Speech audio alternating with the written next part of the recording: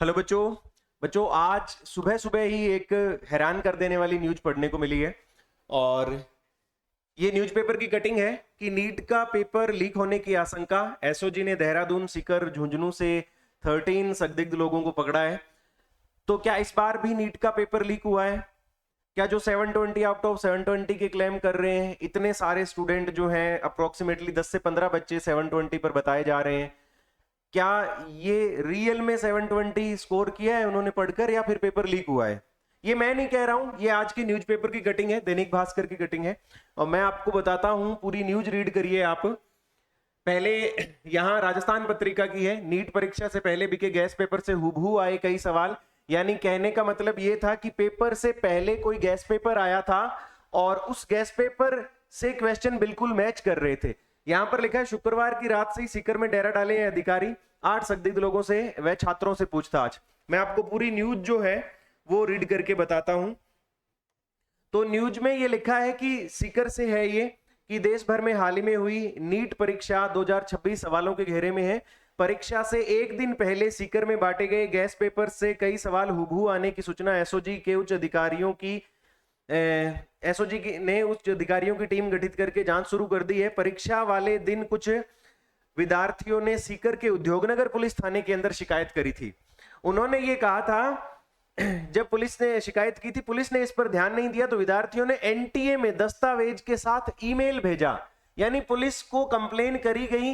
एक तरफ तो ये कहा जा रहा है कि तैयारियां बहुत अच्छी थी और सिक्योरिटी बहुत अच्छी थी, और दूसरा कि अगर पुलिस थाने के अंदर कोई कंप्लेन जा रही है उस पर कोई गौर नहीं कर रहा है। फिर उन्होंने एनटीए को मेल किया, मामला राजस्थान के डीजीपी राजीव कुमार शर्मा तक पहुंचा, तो एटीएस और एसओजी सक्रिय हुई। जयपुर से आए अधिकारी पिछले 2 दिन से संदिग्ध युवकों से पूछताछ में जुटे हुए हैं। शिकायतकर्ता, ये वाली न्यूज देखिए कि शिकायतकर्ता विद्यार्थियों ने तुरंत एनटीए को कुछ सबूतों के साथ ईमेल के जरिए शिकायत की। एनटीए ने इसकी सूचना राजस्थान के डीजीपी राजीव कुमार शर्मा को दी। डीजीपी ने एटीएस और एसओजी को मामले को देखने के निर्देश दिए। एसओजी ने मिले सबूतों के आधार पर मामले की कड़ियां जोड़नी शुरू करी। एटीएस एवं एसओजी के एडीजी विशाल बंसल ने मामले की गंभीरता को भांपते हुए एक्सपर्ट उच्च अधिकारियों की टीम गठित की और समय सीकर आकर युवकों एवं छात्रों से पूछताछ शुरू करी है। यानी कि ये मामला नीट के पेपर होने से पहले ही चल रहा था, अभी तक न्यूज में नहीं आया था, या अगर आया तो वो न्यूज जो थी वो दब गई, कहीं एक्सपोज नहीं हुई और किसी ने गौर भी नहीं करा। आज 10 मई 2026 ये आज की न्यूज है। इस न्यूज के अकॉर्डिंग देखिए, दैनिक भास्कर का ये लिख रहे हैं कि देश की सबसे बड़ी परीक्षाओं में से एक नीट एक बार फिर से नीट पर एक बार फिर से लीक के बादल मंडरा रहे हैं। परीक्षा 3 मई को हुई थी। पेपर लीक की आशंका के चलते Rajasthan SOG special operation group ने पिछले 4 दिन में देहरादून से, सीकर से, झुंझुनू से 13 लोगों को पकड़ा है। एजेंसी से जुड़े विश्वस्त सूत्रों ने इसकी पुष्टि भी की है। मतलब एजेंसी से जुड़े लोगों ने इस बात को कंफर्म करा है कि हाँ, ऐसा हुआ है। उनके अनुसार पहला जो है 2 स्तर पर जांच कर रही है। पहला, सीकर के कैरियर काउंसलर के पास परीक्षा के ज्यादातर सवाल आ गए थे जो उसने कुछ अभ्यर्थियों को दिए थे, और दूसरा, जांच एजेंसी को 300 से अधिक का एक गैस पेपर मिला है जिसमें 140 क्वेश्चन हूबहू परीक्षा में आए हैं।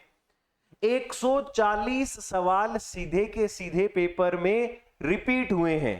क्या इस बार भी यही चलेगा कि ये एक रैंडम गैस था, या टीचर्स ने बहुत मेहनत करी थी पेपर तैयार करने में? हमारे टीचर्स बहुत अच्छा पढ़ाते हैं कि वो एनटीए से पहले ही पेपर तैयार कर देते हैं। फिर से जो मामला है वो कोर्ट में जाएगा, लंबा घसीटा जाएगा, एंड फाइनल रिजल्ट आएगा कि नीट जो था वो बिल्कुल फेयर था, इसमें कोई किसी तरह की धांधली नहीं हुई है, और जो क्वेश्चन रिपीट हुए वो एक कोइंसिडेंट था, क्योंकि टीचर्स ने बहुत अच्छे से पेपर तैयार कर गैस पेपर तैयार किया था, बच्चों को बहुत अच्छे से पढ़ाया था, एक्सपीरियंस टीचर थे। अब क्वेश्चन क्या है? क्वेश्चन ये है कि पेपर्स के परिवहन को पेपर के परिवहन को सुरक्षित बनाने के लिए क्या किया गया? प्रश्न पत्रों को परीक्षा केंद्रों तक पहुंचाने के लिए पुलिस सुरक्षा के साथ साथ जीपीएस लगे वाहनों का भी उपयोग किया गया था, ताकि उनकी हरकत पर नजर रखी जा सके। ये तो ट्रांसपोर्ट हो रहा था ना। अगर लीक हुआ है, मैं ये नहीं कह रहा कि लीक हुआ ही है, अगर लीक हुआ है तो वो मतलब जिसने क्वेश्चन पेपर तैयार किया है उसने क्वेश्चन डिस्ट्रीब्यूट कर दिए, बात खत्म हो गई। आप भले ही जीपीएस लगा के घूमते रहो, जीपीएस लगा के घूमने से क्या होता है? इतनी बात तो सारे ही समझते हैं ना। केंद्रों पर हुई हाईटेक निगरानी के लिए क्या तकनीक अपनाई गई? चाहे कोई सी भी तकनीक अपनाई गई हो, जब पेपर गैस पेपर की फॉर्म में पहले ही आ गया तो जो बच्चे बेचारे तैयारी करके गए थे, जो पढ़ाई करके गए थे, उनको टॉर्चर करने का क्या फायदा है? आप उनको जांच करके क्या कर, पेपर कोई सेंटर में थोड़ी ना लेके गया है, अगर पेपर पहले आया है तो आप वहां पर बच्चों की चेकिंग कर रहे हो। आपको क्या लगता है कि पेपर लीक होगा और एक बच्चा जो होगा उसको फोल्ड करके पॉकेट में डाल के लेके जाएगा और हम जाते ही वहां पर चेकिंग में पकड़ लेंगे, यो हमने पेपर लीक पकड़ लिया? ऐसा थोड़ी होता होगा, इतना बेवकूफ कौन होगा? डिजिटल चोरी और संचार रोकने के लिए क्या कदम उठाए गए?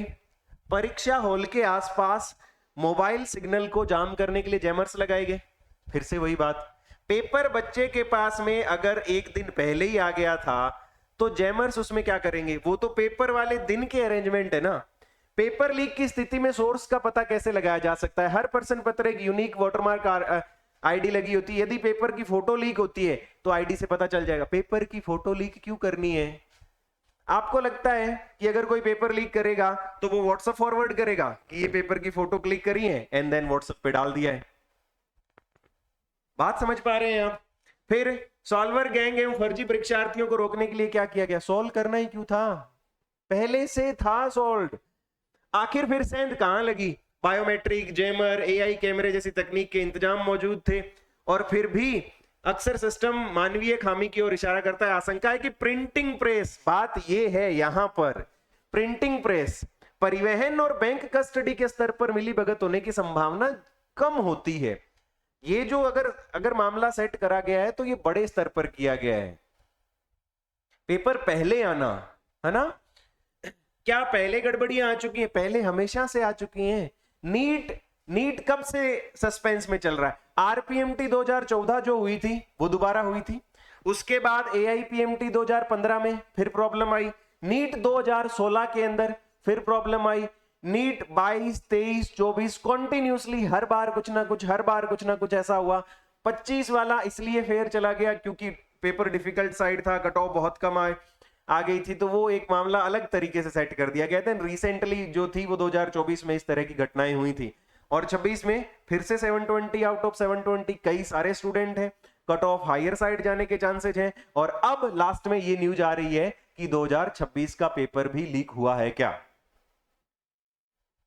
तो अब एक नया गेम शुरू होगा, फिर से नए एनालिसिस, नए कोर्ट केस और सब चीजें चलेंगी। देखते हैं आगे क्या होता है। बट अगर ऐसा हुआ है तो बहुत गलत हुआ है, स्पेशली उन बच्चों के लिए गलत हुआ है जिन्होंने मेहनत करके तैयारी करी थी, इतना स्ट्रेस और प्रेशर झेला और वो सिलेक्ट हुए एंड देन अगर उन पर फिर से क्वेश्चन मार्क आ जाता है तो उन बेकसूर बच्चों के साथ बिल्कुल गलत होगा जो मेहनत करके पढ़ाई कर रहे हैं और जो इस एग्जाम में सिलेक्ट हो रहे हैं। तो देखते हैं आगे क्या रहता है, जो भी अपडेट रहेंगी मैं आपको बताता रहूं।